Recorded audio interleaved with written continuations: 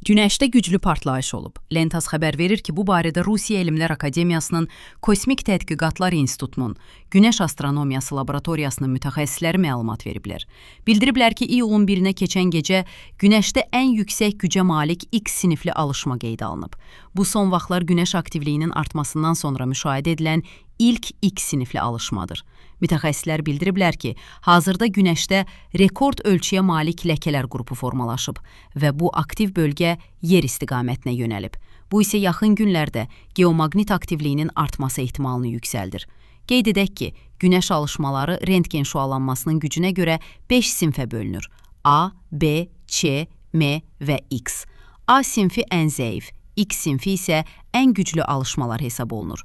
X sinifli alışmalar yerə çatdıqda maqnit qasırğalarına səbəb ola bilər. Belə hadisələr enerji sistemlərinin işində müvəqqəti problemlər yarada, rabitə və peyk sistemlərinə təsir göstərə, həmçinin bəzi heyvan növlərinin miqrasiya marşrutlarına təsir edə bilər.